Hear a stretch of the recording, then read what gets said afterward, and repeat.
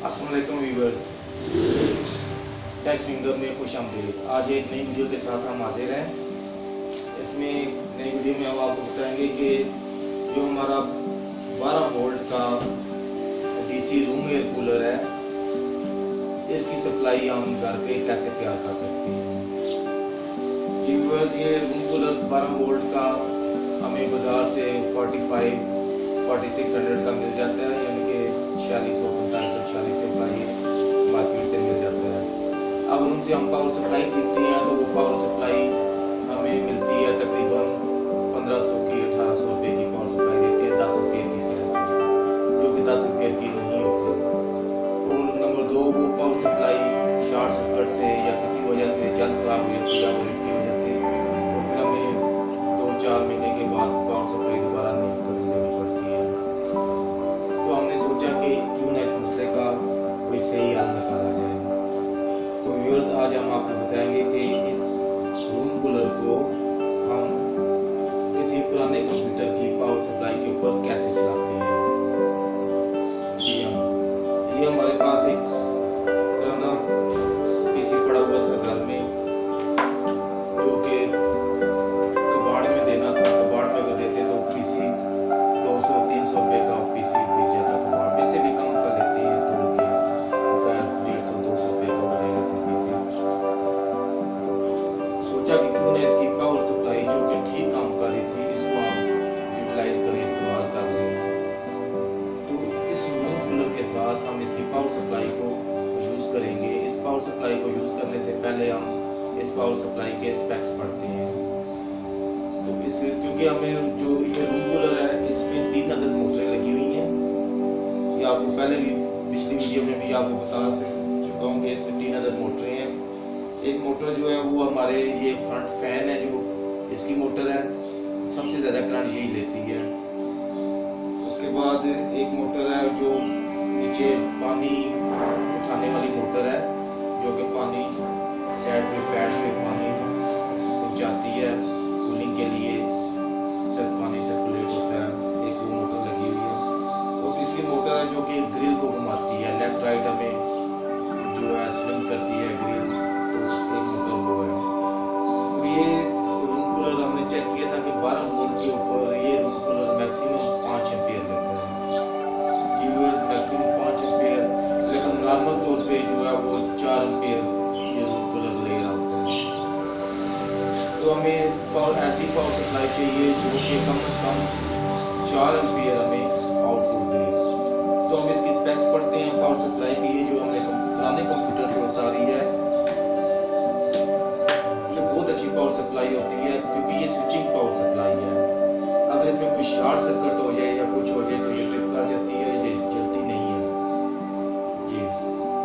तो व्यूअर्स, अभी हम इसके स्पेक्स पढ़ते हैं। इसमें जो वो स्पेक्स इनपुट 100 वोल्ट से 220 वोल्ट है, 5 एम्पियर एसी के ऊपर। जो पावर सप्लाई हमने एसी के ऊपर लगानी है इस जगह पे, वो अगर 100 वोल्ट भी होंगे तो ये चलेगा, और 240 तक भी ये चलता है। आउटपुट के ऊपर जो 12 वोल्ट के ऊपर ये 7.5 एम्पियर दे रहा है। अगर हम इसकी आउटपुट लेंगे 12 वोल्ट के ऊपर 7.5 एम्पियर करंट हासिल होगी। तो हमें चाहिए थी 4 एम्पियर मिनिमम, 5 एम्पियर मैक्सिमम। तो हमें उससे करंट ज़्यादा मिल गया, इसका मतलब ये पावर सप्लाई काम करेगी। अगर इससे हमें ज़्यादा एम्पियर भी चाहिए हो तो वो 12.5 एम्पियर हमें सीपीयू के जो पॉइंट्स हैं उनके ऊपर मेरे होते हैं। ये अलग से पॉइंट होते हैं जो सीपीयू के ऊपर लगते हैं, ये वाले। इसकी जो येलो वाली है, इसके ऊपर हमें जो 12.5 एम्पियर यहाँ से हम हासिल कर सकते हैं अगर हमें ज़्यादा करंट की जरूरत हो। तो हम नॉर्मल जो है वो यूज़ करेंगे, नॉर्मल वाली 12 वोल्ट, एक ब्लैक और एक येलो कनेक्शन को लेके। लेकिन इससे पहले हमें ये देखना पड़ेगा, क्योंकि ये पावर सप्लाई इसके बगैर ऑन नहीं होती है, सीपीयू के बगैर। तो हम इसको सीपीयू के बगैर कैसे ऑन करेंगे। तो इसके लिए हमें पहले करना क्या पड़ेगा कि इसका जो कनेक्टर है इसे हमें देखना पड़ेगा कि इसमें ग्रीन, ये ग्रीन कनेक्शन है, ग्रीन कनेक्शन और इसके साथ वाला ब्लैक, ये इसका पावर ऑन स्विच होता है, ग्रीन और ये ब्लैक, ये पावर ऑन स्विच है। तो अभी हम इसको पावर सप्लाई को लगा के चेक करते हैं और बताते हैं कि पावर सप्लाई ऑन होती है कि नहीं होती है। इस पावर सप्लाई को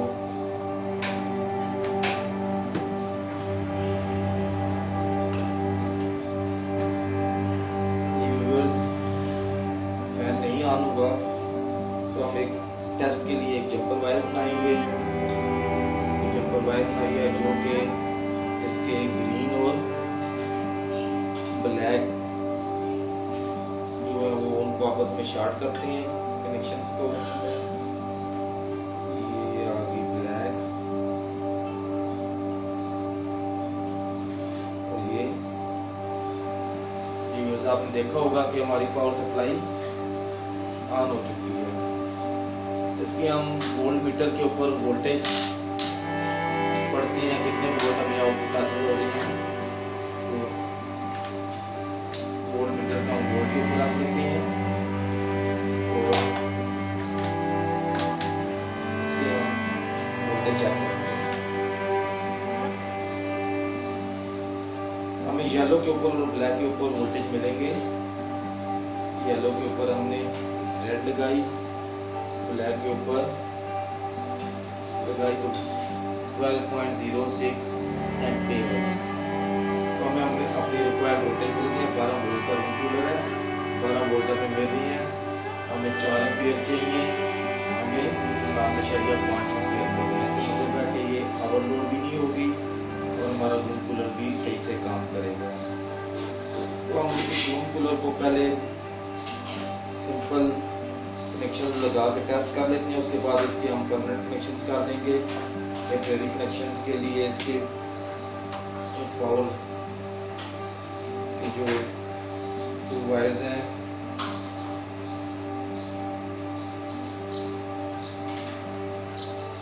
जो अंदर से 2 तारें आई हुई हैं, प्लस को प्लस के ऊपर, प्लस इसकी जो प्लस वायर है उसको हम लगाएंगे येलो के ऊपर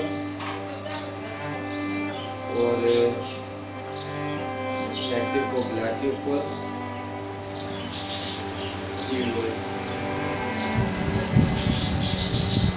आपने देखा कि हमारा रूम कूलर ऑन हो गया है।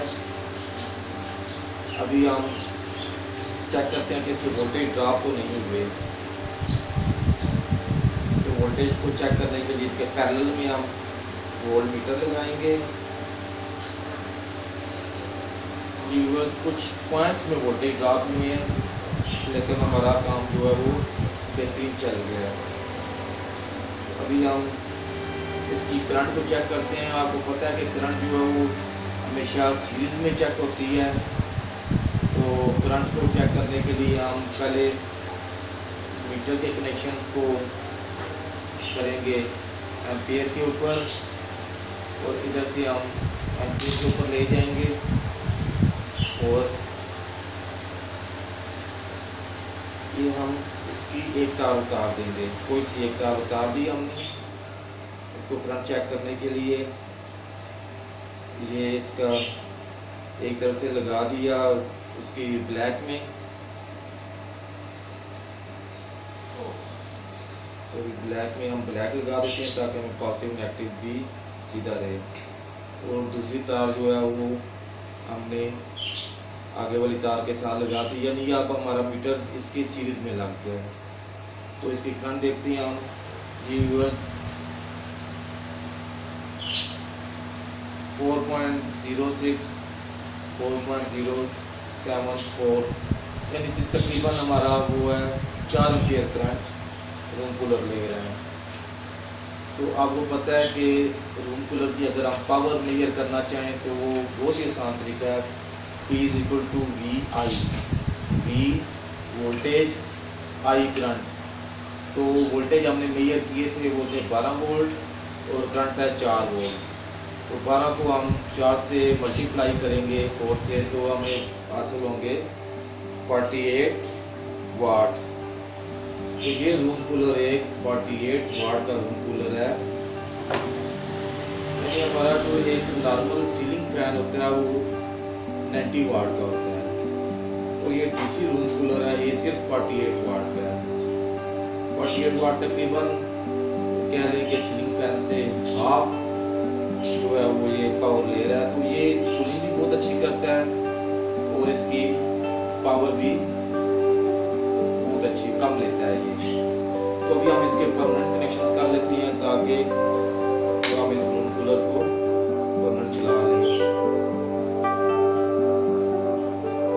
तो व्यूअर्स इस जंपर वायर को जो हमने जंपर वायर लगाई थी वो हम अगर काट लें, जी हाँ, ब्लैक और ग्रीन को काट लेते हैं। काट के हम इसको जो है वो जैक कर देते हैं।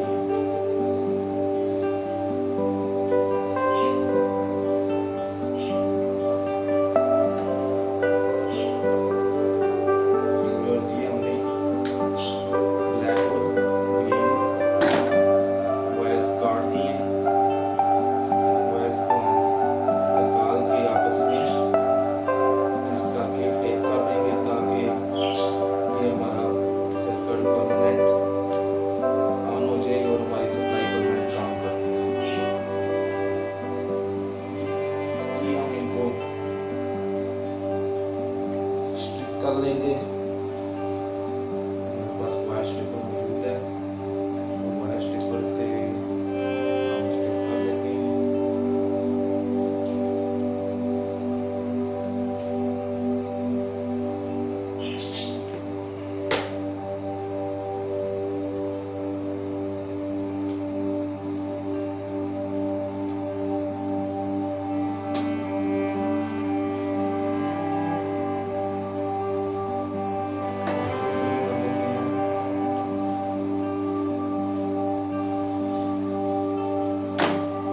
व्यूअर्स इनको हम ग्रीन और ब्लैक को जो कि इसका पावर ऑन स्विच था उनको आपस में हम ट्विस्ट करके टेप कर देंगे। ट्विस्ट हो गए तो हम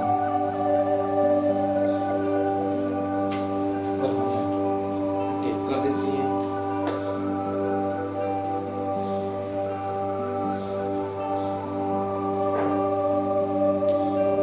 ताकि ये किसी के साथ टच वगैरह ना हो।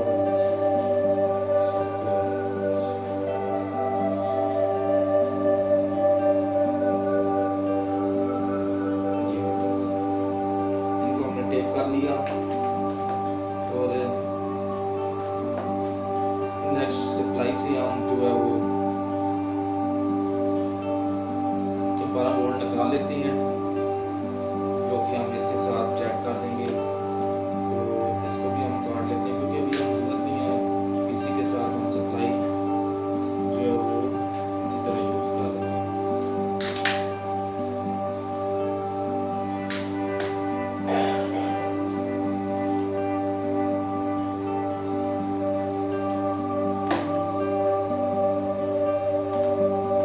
आपको पहले भी बताया था कि जो येलो आपकी इसमें प्लस है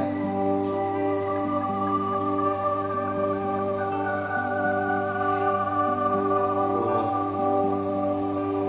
ब्लैक नेगेटिव है।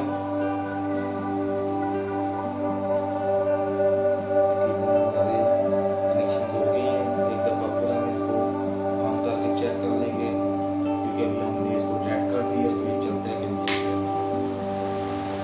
जी व्यूअर्स, तो इसका मतलब है कि हमारी पावर सप्लाई इसके साथ बेहतरीन चल चुकी है।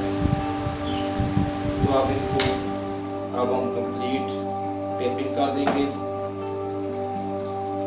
ताकि हमारे कनेक्शन आपस में शॉर्ट ना हो। बाद में अगर शॉर्ट हो भी जाए तो ये स्विचिंग पावर सप्लाई है, ये ट्रिप कर जाती है, लेकिन उसके लिए एक दफ़ा आपको ये कनेक्शन खोल के दोबारा लगाने पड़ेंगे। इसको हम मुकम्मल टेप कर देते हैं।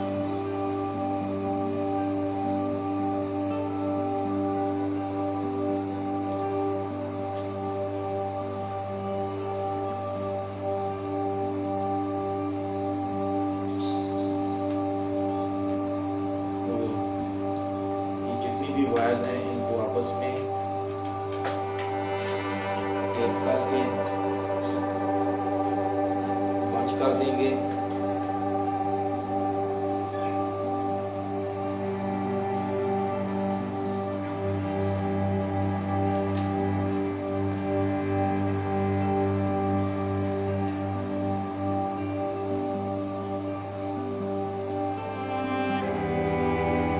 और पावर सप्लाई को इसके ऊपर रख के ऑन करते हैं।